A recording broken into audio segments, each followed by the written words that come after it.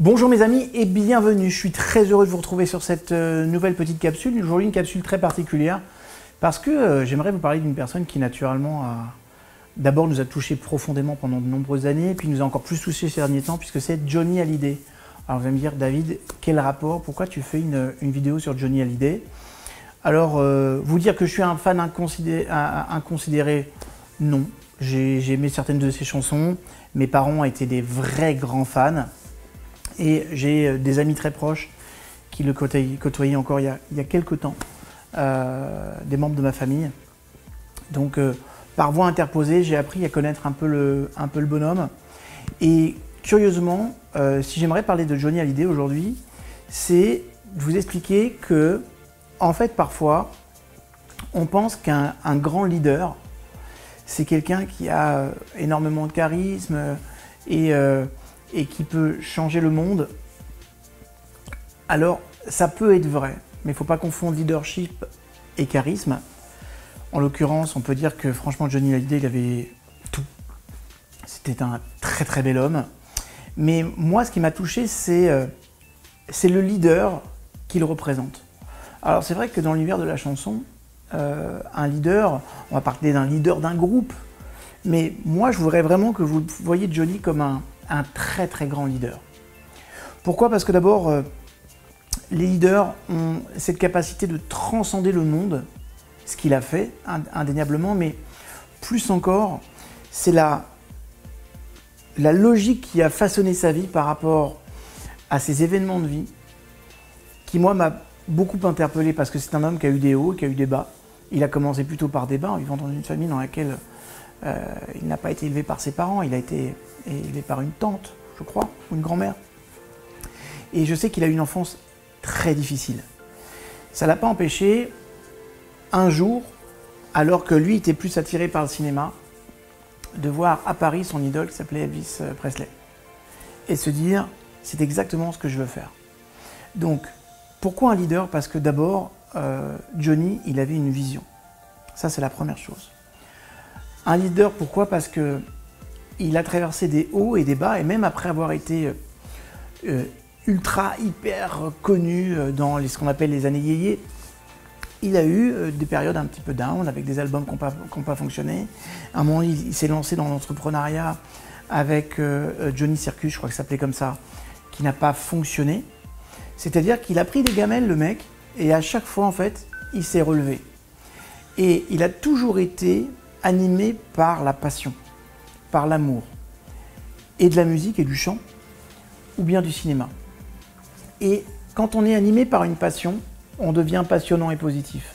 Cet homme était profondément passionné, passionnant et positif. C'est pour ça que pour moi, il incarne vraiment la logique de leader. Mais plus encore, c'est aussi une personne qui a rencontré des périodes de vie très difficiles à travers la drogue ou à travers l'alcool.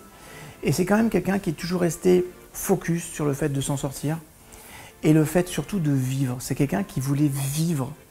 Un leader, c'est aussi quelqu'un qui veut vivre. C'est pas simplement quelqu'un qui promet une vision de l'avenir dans laquelle on va se retrouver et on y sera bien. Et même si c'est une partie du travail du leader, un vrai leader, c'est aussi quelqu'un qui est connecté au présent. Et si Johnny il avait une force, c'était d'avoir cette capacité à toujours vouloir mettre en place un nouvel album, de remonter sur scène, ce qu'il aimait le plus, le contact avec les gens. Ça aussi, c'est la marque d'un grand leader.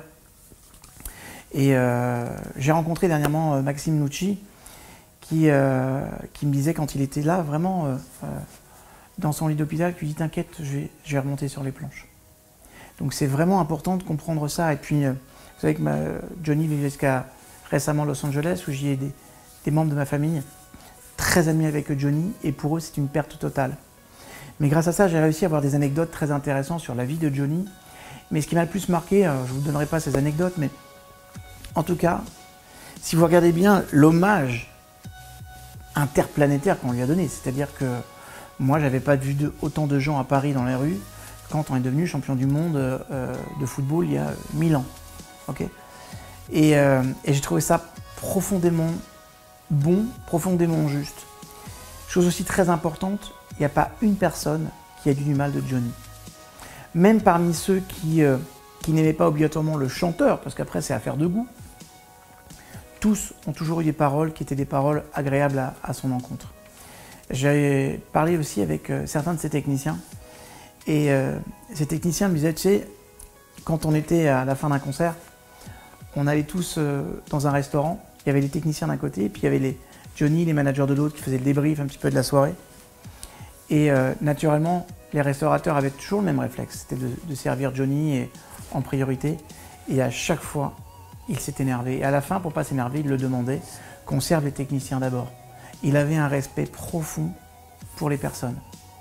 Ce qui m'amène à vous dire aussi une chose qui est très intéressante, c'est que finalement, Johnny, eh ben, il nous renvoie aussi une autre idée, c'est que les gentils aussi peuvent réussir.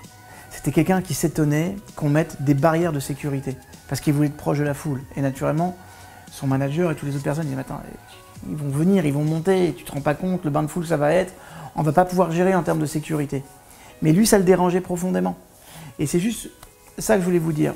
On a parfois la chance de croiser dans notre vie un leader, mais regardez l'hommage qui lui a été fait. Regardez le monde qui sont venus de toute la France, de tous les pays, pour lui rendre hommage. Les artistes, tout le monde lui rend hommage.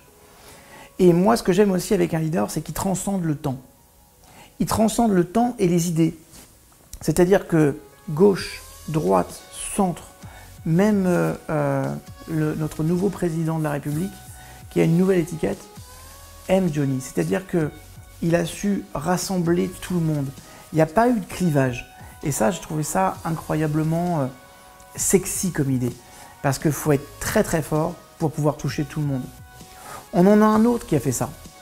On en a un autre qui a fait ça il y a presque 20 ans maintenant, c'était Coluche. Coluche a vu cette capacité d'avoir un projet rêve, de le faire porter.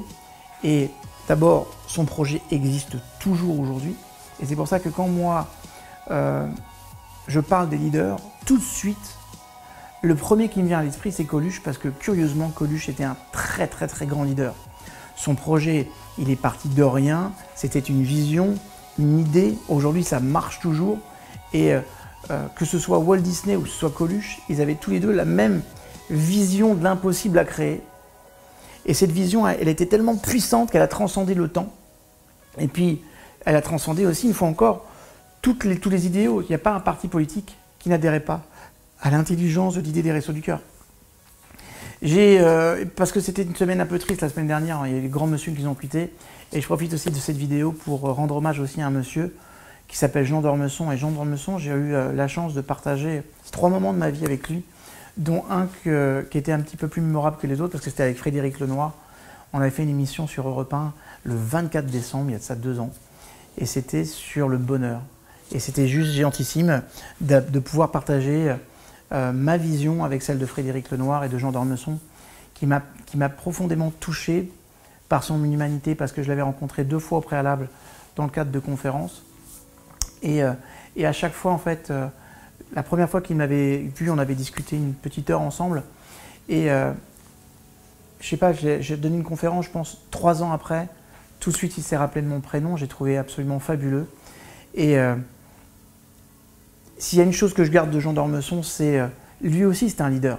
Parce qu'il avait des idées très très fortes, très puissantes, qu'il savait confronter aussi avec d'autres visions. Et c'était la force de Jean d'Ormesson, c'est que c'était pas un leader qui imposait ses idées, c'est un leader qui les partageait et qui les confrontait.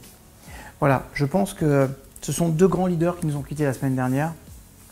Et je voulais, à travers cette petite vidéo, leur rendre hommage et vous dire que, vous savez, les leaders ne sont pas obligatoirement les grands chefs d'entreprise ou les grands présidents. Pour moi, ça ne m'impressionne pas du tout, parce qu'ils sont dans une logique politique de séduction à tout prix. Et parfois, je les trouve beaucoup plus pitoyables que je les considérais comme des leaders. Et d'ailleurs, en 2005, j'avais une société qui faisait ce qu'on appelle du marketing politique. On a accompagné 17 personnalités, 16 ont été élus. J'ai arrêté parce que ça m'écœurait complètement du monde politique et de la vision des politiciens. Donc quand on a la chance d'avoir comme ça des leaders, eh ben, c'est important de s'en inspirer. Et je comprends, même si plus jeune je ne comprenais pas, aujourd'hui je comprends profondément pourquoi on peut avoir une telle admiration pour un Johnny ou même pour un Jean d'Ormesson ou un Coluche, parce que c'était vraiment des très très très grands monsieur.